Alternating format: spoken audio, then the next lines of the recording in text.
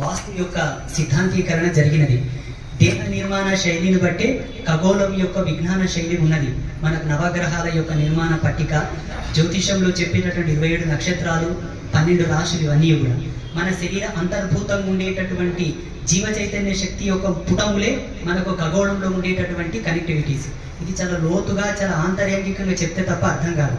అయితే దేహ ధర్మానికి జీవుడు చెడిపోతాడు. దేహ ధర్మం ప్రకారంగా జీవుడు చెడిపోతాడు. దేహ ధర్మం చెడినటువంటి జీవుడికే భయంకరమైన రోగాలు ఆవహిస్తాయి. ఇది ధర్మం చెప్పినట్టు విషయం. దేహ ధర్మం చెడినటువంటి జీవుడికి పుణ్యం ఎలా ఆవరిస్తుందని ఋషికి ప్రశ్న వేశాడు ఒక భక్తుడు. అప్పుడు ఋషి చెప్పినటువంటి సమాధానం ఏమిటి అంటే, ఎక్కడ దేవాలయ నిర్మాణం జరుగుతున్నా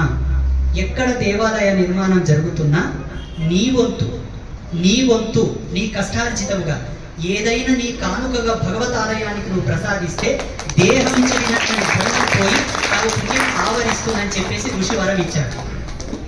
ఈ సనాతనమైనటువంటి వైదిక జ్ఞానాన్ని అంతా మనకు ప్రసాదించింది ఋషులే. ఆ ఋషియే ఈ యొక్క ధర్మాన్ని మనకు ప్రసాదించాడు.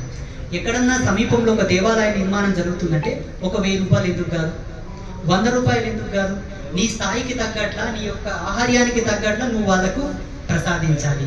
అప్పుడు తెలిసి తెలియక చేసిన చిన్న చిన్న తప్పులన్నీ కూడా పోయి ముందు జీవితం అంతా కూడా మనకు సఫలంగా సాగుతుంది. ఇక్కడ అమ్మవారి యొక్క ఆలయ నిర్మాణం జరుగుతుంది కాబట్టి మన బాధ్యత, మన కర్తవ్యం, మన యొక్క హక్కు అది. ఈ జన్మకు ఉండేటటువంటి గొప్ప హక్కు దేవాలయ నిర్మాణంలో సహకరించడం. మీరందరూ కూడా ఈ ఆలయ నిర్మాణంలో భాగస్వాములు కావాలి. ఇది ఆజ్ఞ కాదు, ఆశీర్వాదం.